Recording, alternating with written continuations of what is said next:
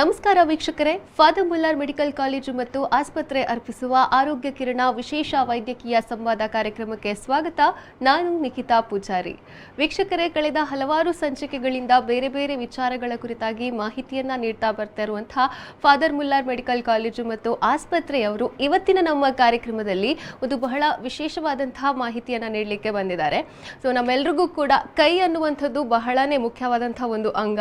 ಈ ಒಂದು ಕೈಗೆ ಸಂಬಂಧಪಟ್ಟಂತಹ ಒಂದು ಸಮಸ್ಯೆ, ಕೈಯಲ್ಲಿ ಕಾಣಿಸಿಕೊಳ್ಳುವಂತಹ ಯಾವೆಲ್ಲ ಡಿಸೀಸಸ್ಗಳು, ಹಾಗೆ ಅದರ ಒಂದು ಸರ್ಜರಿ ಮೂಲಕ ಯಾವ ರೀತಿಯಾಗಿ ಅದನ್ನು ಗುಣಪಡಿಸಬಹುದು, ಇದೆಲ್ಲದರ ಬಗ್ಗೆ ಮಾಹಿತಿಯನ್ನು ನೀಡೋದಕ್ಕೆ ಇವತ್ತಿನ ನಮ್ಮ ಕಾರ್ಯಕ್ರಮದಲ್ಲಿ ಫಾದರ್ ಮುಲ್ಲಾರ್ ಮೆಡಿಕಲ್ ಕಾಲೇಜು ಮತ್ತು ಆಸ್ಪತ್ರೆ ಇಲ್ಲಿನ ಆರ್ಥೋಪೆಡಿಕ್ ಸರ್ಜನ್ ಆಗಿರುವಂತಹ ಹಾಗೆ ಹ್ಯಾಂಡ್ ಮತ್ತು ಮೈಕ್ರೋ ಸರ್ಜರಿಯ ಸ್ಪೆಷಲಿಸ್ಟ್ ಆಗಿರುವಂತಹ ಡಾಕ್ಟರ್ ಮೊಹೇಬ್ ಅವರಿದ್ದಾರೆ. ಮೊದಲಿಗೆ ಅವರನ್ನ ಕಾರ್ಯಕ್ರಮಕ್ಕೆ ವೆಲ್ಕಮ್ ಮಾಡುವ. ಎಸ್ ಡಾಕ್ಟರ್, ಕಾರ್ಯಕ್ರಮಕ್ಕೆ ಸ್ವಾಗತ. ಡಾಕ್ಟರ್, ನಾನು ಹೇಳಿದ ಹಾಗೆ ಕೈ ಅನ್ನುವಂಥದ್ದು ಸಾಮಾನ್ಯವಾಗಿ ನಾವು ದಿನನಿತ್ಯ ನಾವು ಬಳಸುವಂತಹ ಒಂದು ಅಂಗ ಅಂತ ನಾನು ಹೇಳಿದೆ.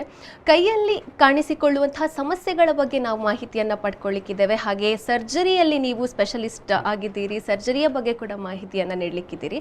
ಮೊದಲಿಗೆ ನಮ್ಮ ಕೈಯಲ್ಲಿ ಯಾವ ರೀತಿಯಾದಂತಹ ಒಂದು ಸಮಸ್ಯೆಗಳು ಕಾಣಿಸಿಕೊಳ್ಳುತ್ತೆ ಅಂತ.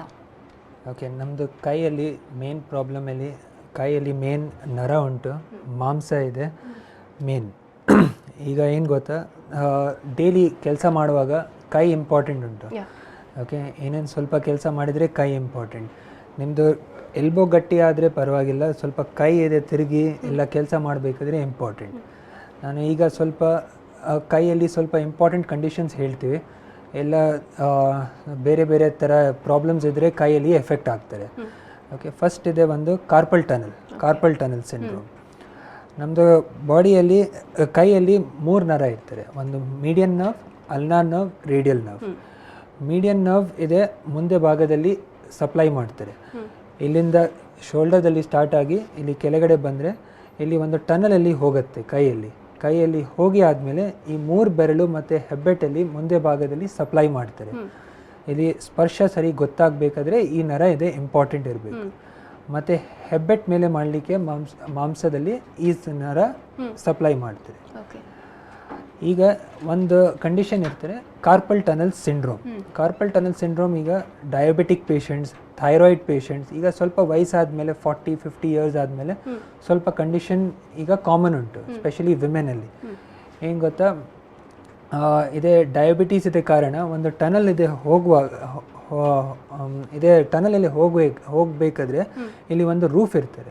ರೂಫ್ ಇದೆ ಗಟ್ಟಿಯಾಗಿ, ಶುಗರ್ ಇದೆ ಕಾರಣ ಶುಗರ್ ಡೆಪಾಸಿಟ್ ಆಗಿ ಇದರ ರೂಫ್ ಗಟ್ಟಿ ಆಗುತ್ತೆ. ಇದೇ ಕಾರಣ ನೀವು ಮೇಲೆ ಕೆಳಗಡೆ ಮಾಡುವಾಗ ಜಾಸ್ತಿ ಕೆಲಸ ಮಾಡಿದರೆ ಇದೇ ರೂಫ್ ಇದೆ ನರ ಇದೆ ಪ್ರೆಸ್ ಮಾಡ್ತಾ ಉಂಟು. ಇದೇ ಕಾರಣ ಇಲ್ಲಿ ನರ ಇದೆ ರಕ್ತ ಸಂಚಾರ ಸ್ವಲ್ಪ ಕಮ್ಮಿ ಆಗುತ್ತೆ. ಮತ್ತು ಸ್ವಲ್ಪ ಟೈಮ್ ಆದಮೇಲೆ ಇಲ್ಲಿ ಸ್ಪರ್ಶ ಸ್ವಲ್ಪ ಕಮ್ಮಿ ಆಗ್ಬಹುದು. ಅಂದ್ರೆ ನಮ್ನೆಸ್ ಟಿಂಗ್ಲಿಂಗ್ ಎಲ್ಲ ಸ್ಟಾರ್ಟ್ ಆಗುತ್ತೆ.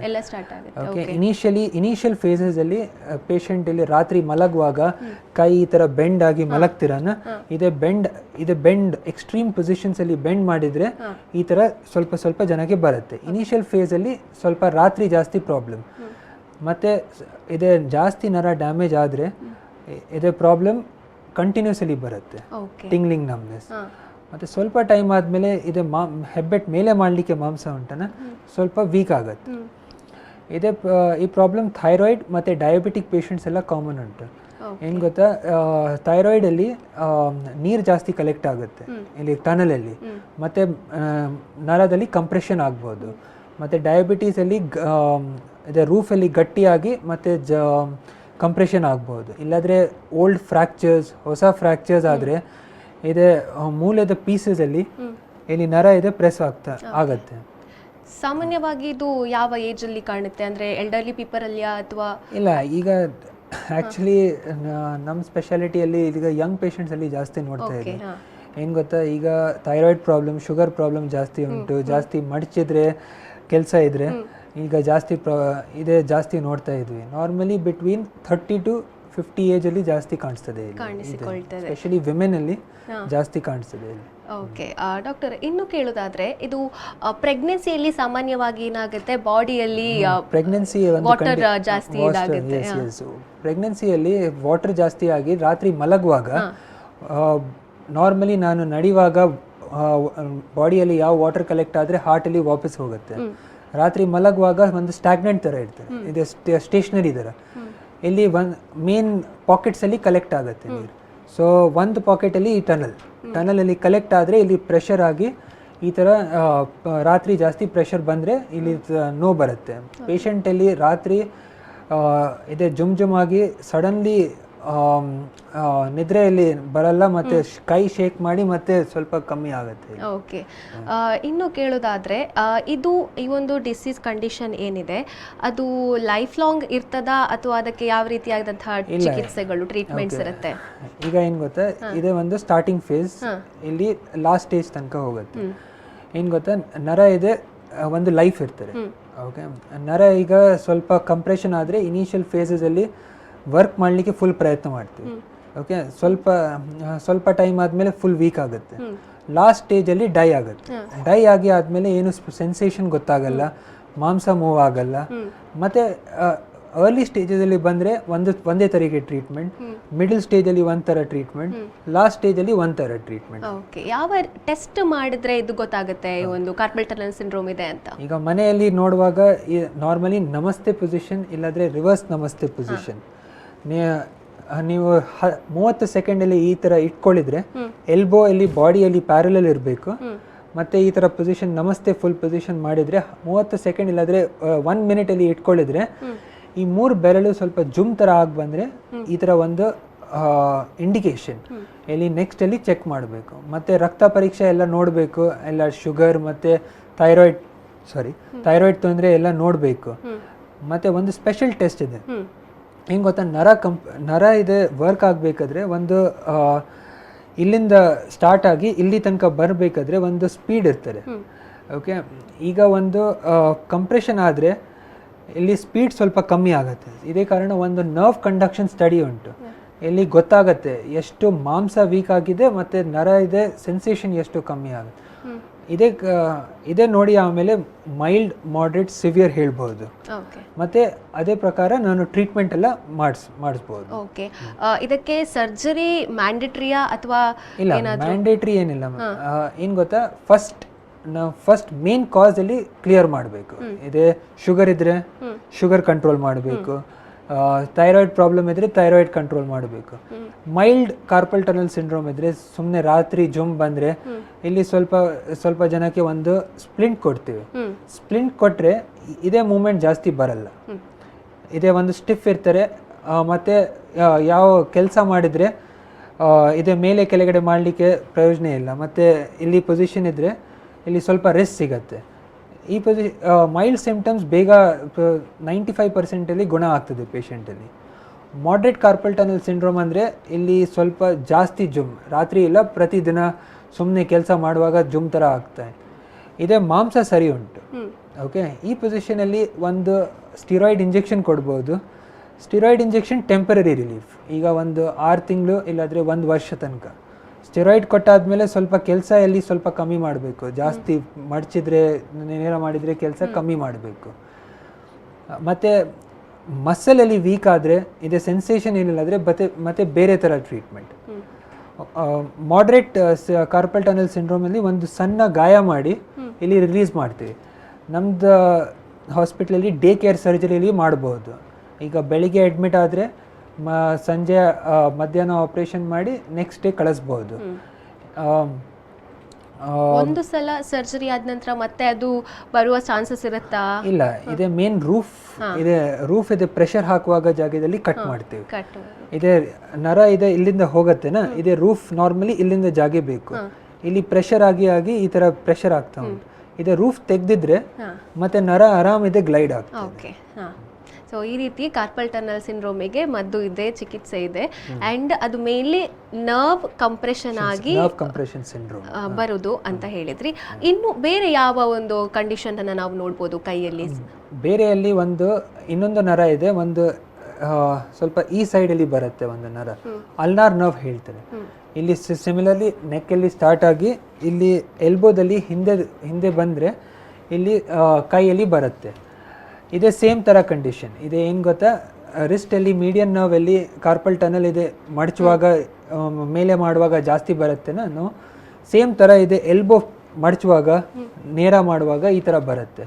ಸ್ಪೆಷಲಿ ಅಲ್ಲಿ ಹೇಳ್ತೇವೆ, ಇಲ್ಲಿ ಒಂದು ಟನಲ್ ಇದೆ ಬ್ಯಾಕ್ ಸೈಡಲ್ಲಿ ಹೋಗುವಾಗ ಇಲ್ಲಿ ಒಂದು ಟನಲಲ್ಲಿ ಫ್ಲೆಕ್ಷನ್ ಮಾಡುವಾಗ ಮಡಚುವಾಗ ಇಲ್ಲಿ ನರ ಲೆಂತ್ ಜಾಸ್ತಿ ಆಗುತ್ತೆ, ಕಂಪ್ರೆಷನ್ ಚಾನ್ಸಸ್ ಜಾಸ್ತಿ ಉಂಟು.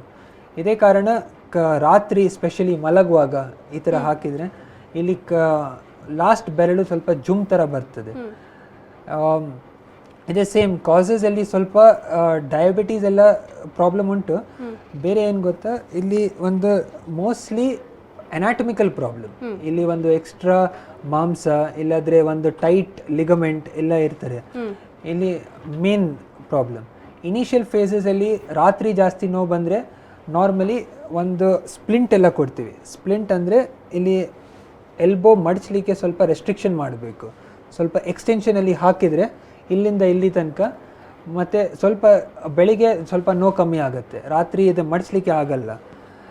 ಮತ್ತು ಜಾಸ್ತಿ ಪ್ರಾಬ್ಲಮ್ ಬಂದರೆ ಇನ್ನೊಂದು ಸೇಮ್ ಆಪ್ರೇಷನ್ ಮಾಡಲೇಬೇಕು. ಏನು ಗೊತ್ತಾ, ಸಣ್ಣ ಆಪ್ರೇಷನ್.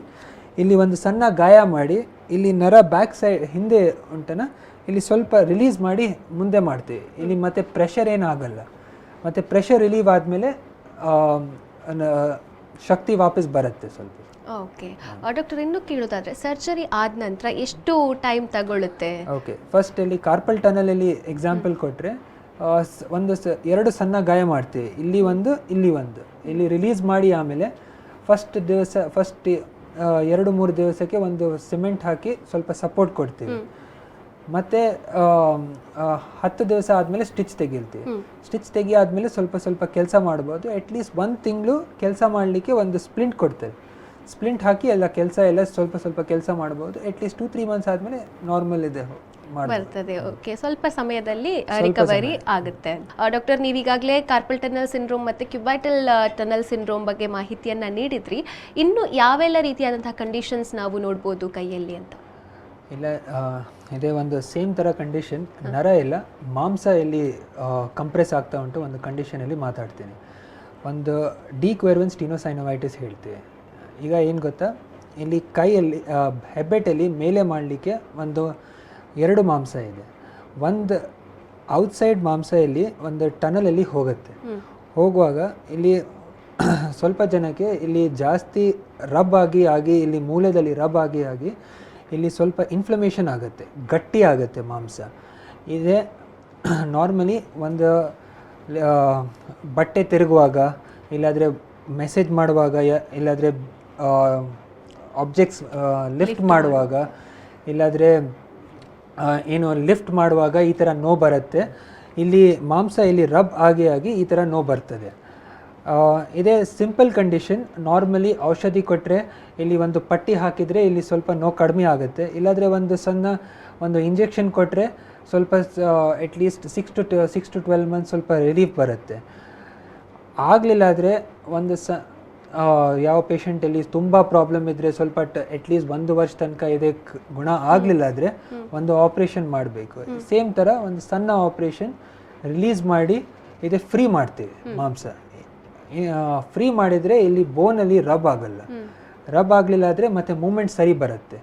ಇದೆ ಸೇಮ್ ಥರ ಪ್ರಾಬ್ಲಮಲ್ಲಿ ಒಂದು 10 ದಿವಸ ರೆಸ್ಟ್ ಮಾಡಬೇಕು, ಮತ್ತು ಪುನಃ ಎಲ್ಲ ಕೆಲಸ ಎಲ್ಲ ಸ್ಟಾರ್ಟ್ ಮಾಡ್ಬೋದು 1 ತಿಂಗಳು ಆದಮೇಲೆ. ಓಕೆ, ಈಗ ನೀವು ಹೇಳಿದ್ರಿ ಚಾಟ್ ಮಾಡುವಾಗ ಹೀಗೆ ಆಗುತ್ತೆ ಅಂತ ಇಲ್ಲಿ ಅಲ್ವಾ? ಓಕೆ, ಇನ್ನು ಅದನ್ನು ಯಾವ ರೀತಿಯಾಗಿ ಟೆಸ್ಟ್ ಮಾಡಿದರೆ ನಮಗೆ ಗೊತ್ತಾಗುತ್ತೆ ಇದು? ಇಲ್ಲಿ ಒಂದು ಸೇಮ್ ಥರ ಇದೆ. ಈ ಹೆಬ್ಬೆಟ್ಟಲ್ಲಿ ಸ್ವಲ್ಪ ಈ ಥರ ಬೆಂಡ್ ಮಾಡಿದರೆ, ಓಕೆ, ಸ್ವಲ್ಪ ಪುಲ್ ಮಾಡಿ ಇಲ್ಲಿ ನಿಮ್ಮದಲ್ಲಿ ಸ್ಟ್ರೆಚ್ ಬಂದರೆ ಇಲ್ಲಿ ಸ್ವಲ್ಪ ಡೌಟ್ ಇದೆ ಕಾಣಿಸಿದೆ ಮತ್ತೆ ತೋರಿಸ್ಬೇಕು. ಒಂದು ಸಲ ಚೆಕ್ ಮಾಡಬೇಕು. ನಾರ್ಮಲಿ ಇದೆ ಒಂದು ಎಕ್ಸ್ರೇ ಮಾಡಿ ನೋಡ್ತೀವಿ, ಮತ್ತು ಒಂದು ಸಣ್ಣ ಸ್ಕ್ಯಾನ್ ಮಾಡಿ, ಆ್ಯಕ್ಚುಲಿ ಮೇನ್ಲಿ ಕ್ಲಿನಿಕಲ್ ಡಯಾಗ್ನೋಸಿಸ್, ಒಂದು ಸಣ್ಣ ಟೆಸ್ಟ್ ಮಾಡಿ ಕನ್ಫರ್ಮೇಷನ್ ಮಾಡಲಿಕ್ಕೆ. ಕನ್ಫರ್ಮೇಷನ್ ಆದಮೇಲೆ ಡಿಪೆಂಡ್ ಆಗುತ್ತೆ. ಜಾಸ್ತಿ ಇನ್ಫ್ಲಮೇಷನ್ ಇದ್ದರೆ ಸರ್ಜರಿ ಇದೆ ಆಪ್ಷನ್ ಕೊಡ್ಬೋದು. ಸ್ವಲ್ಪ ಇನ್ಫ್ಲಮೇಷನ್ ಔಷಧಿ ಇಲ್ಲದ್ರೆ ಒಂದು ಇಂಜೆಕ್ಷನಲ್ಲಿ ಟ್ರಯಲ್ ಮಾಡ್ಬೋದು. ಓಕೆ, ಇನ್ನು ಇದರಲ್ಲಿ ಈಗ CTS ಥರನೇ ಏನಾದರೂ ಟಿಂಗ್ಲಿಂಗ್ ಸೆನ್ಸೇಷನ್ ಆ ಥರ ಇಲ್ಲದಿದ್ದರೆ ಪೇಯ್ನ್ ಕಾಣಿಸಿಕೊಳ್ಳುತ್ತಾ ಈ ರೀಜನಲ್ಲಿ? ಇಂಜೆಕ್ಷನಲ್ಲಿ ಈ ರೀಜನ್ ಅಲ್ಲಿ ನೀವು ಹೇಳಿದ್ರಲ್ವಾ, ಇಲ್ಲಿ ಮಾಂಸದ್ದು ಮಿಡಲ್ ಅಲ್ಲಿ ಅಂತ ಹೇಳಿದ್ರಲ್ವಾ, ಇಲ್ಲಿ ಏನಾದ್ರೂ ಪೇನ್ ಕಾಣಿಸುತ್ತಾ ಅಥವಾ ಈ ಇಲ್ಲಿ ಇದೇ ಮೇನ್ ಮಸಲ್ ಪ್ರಾಬ್ಲಮ್ ಇಲ್ಲಿ ನಮ್ನೆ ಸ್ಟಿಂಗ್ಲಿಂಗ್ ಬರಲ್ಲ ಇದೆ, ಮತ್ತೆ ಮಸಲ್ ಇದೆ ಬೋನ್ ಅಲ್ಲಿ ರಬ್ ಆಗಿ ಇಲ್ಲಿ ಈ ಭಾಗದಲ್ಲಿ ನೋ ಬರುತ್ತೆ. ನೋ ಬಂದ್ರೆ ಇಲ್ಲಿ ಸ್ವಲ್ಪ ದಪ್ಪ ತರ ಕಾಣಿಸ್ತದೆ. ನಾರ್ಮಲಿ ಬಟ್ಟೆ ತಿರುಗುವಾಗ ಇಲ್ಲಿ ಸ್ವಲ್ಪ ಮಗುವಲ್ಲಿ ಲಿಫ್ಟ್ ಮಾಡುವಾಗ ಸ್ವಲ್ಪ ವೇಟ್ ಲಿಫ್ಟ್ ಮಾಡುವಾಗ ಇಲ್ಲಿ ಸ್ಟ್ರೆಚ್ ಆಗಿ ಇಲ್ಲಿ ನೋವು ಬರ್ತದೆ. ಓಕೆ, ಆ ರೀತಿಯಾಗಿ ಕಾಣಿಸಿಕೊಳ್ಳೋದು. ನೆಕ್ಸ್ಟ್ ಬೇರೆ ಯಾವ ಒಂದು ಕ್ಲಿನಿಕಲ್ ಕಂಡೀಷನ್ಸ್ ನೋಡ್ಬೋದು? ಬೇರೆ ಒಂದು ಡಯಾಬಿಟೀಸ್ ಅಲ್ಲಿ ಒಂದು ಕಾಮನ್ ಪ್ರಾಬ್ಲಮ್ ಇರುತ್ತೆ, ಇಲ್ಲಿ ಬೆರಳು ಈಗ ಬೆಂಡ್ ಆಗುತ್ತೆ. ಓಕೆ, ನಾರ್ಮಲಿ ನಮ್ಮದು ಬೆರಳು ಬೆಂಡ್ ಮಾಡಲಿಕ್ಕೆ ಎರಡು ಮಾಂಸ ಇದೆ, ಒಂದು ಇಲ್ಲಿ ಮಡಚಲಿಕ್ಕೆ ಒಂದು ಇಲ್ಲಿ ಮಡಚಲಿಕ್ಕೆ. ಇಲ್ಲಿ ಒಂದು ಟನಲಲ್ಲಿ ಹೋಗುತ್ತೆ. ಟನಲ್ ಇದೆ ಹೋಗುವಾಗ ಅಟ್ಲೀಸ್ಟ್ ಆ್ಯಕ್ಚುಲಿ 5 ಟನಲ್ ಇದೆ. ಇದು ಫಸ್ಟ್ ಟನಲಲ್ಲಿ ಒಂದು ಬ್ರಿಡ್ಜ್ ಥರ ಇದೆ. ಬ್ರಿಡ್ಜಲ್ಲಿ ಡಯಾಬಿಟೀಸ್ ಅಗೇನ್ಸ್ಟ್ ಕಾರ್ಪಲ್ ಟನಲ್ ಥರ ರೂಫಲ್ಲಿ ಗಟ್ಟಿ ಆಗುತ್ತೆ. ಗಟ್ಟಿಯಾಗಿ ಕಾರಣ ನಮ್ಮದು ಮಡಚುವಾಗ ಮಾಂಸ ಸ್ಟಕ್ ಆಗುತ್ತೆ. ಓಕೆ, ಸೊ ಇನಿಷಿಯಲ್ ಸ್ಟೇಜಲ್ಲಿ ಸ್ವಲ್ಪ ಸ್ಟಕ್ ಥರ ಕಾಣಿಸ್ತದೆ, ನೀವು ಸ್ಟ್ರೇಟ್ ಮಾಡ್ಬೋದು. ಮತ್ತು ಸ್ವಲ್ಪ ಟೈಮ್ ಆದಮೇಲೆ ಸ್ಟಕ್ ಆಗಿ ನಿಮ್ಮದು ಈ ಬೆರಳು ಯೂಸ್ ಮಾಡಿ ಇಲ್ಲಿ ಸ್ಟ್ರೇಟ್ ಮಾಡಿ. ಆ ಟೈಮಲ್ಲಿ ಒಂದು ಸ್ಟ್ರೇಟ್ ಮಾಡುವಾಗ ಒಂದು ಟಕ್ ಥರ ಸೌಂಡ್ ಬರುತ್ತೆ. ಲಾಸ್ಟ್ ಸ್ಟೇಜಲ್ಲಿ ಪರ್ಮನೆಂಟ್ಲಿ ಇಲ್ಲಿ ಸ್ಟಕ್ ಆಗುತ್ತೆ. ಓಕೆ, ಸೊ ಇದೇ ಸೇಮ್ ಆ್ಯಕ್ಚುಲಿ ನಾರ್ಮಲಿ ಔಷಧಿಯಲ್ಲಿ ಕೊಟ್ಟರೆ ಇದೆ ಆ್ಯಕ್ಚುಲಿ ಈ ಕಂಡೀಷನ್ ಇದೆ ಹೋಗಲ್ಲ. ನಾರ್ಮಲಿ ಇನಿಷಿಯಲ್ ಸ್ಟೇಜಲ್ಲಿ ಒಂದು ಇಂಜೆಕ್ಷನ್ ಕೊಟ್ಟರೆ ನೋಡ್ಬೋದು ಇನ್ಫ್ಲಮೇಷನ್ ಕಮ್ಮಿ ಮಾಡಲಿಕ್ಕೆ.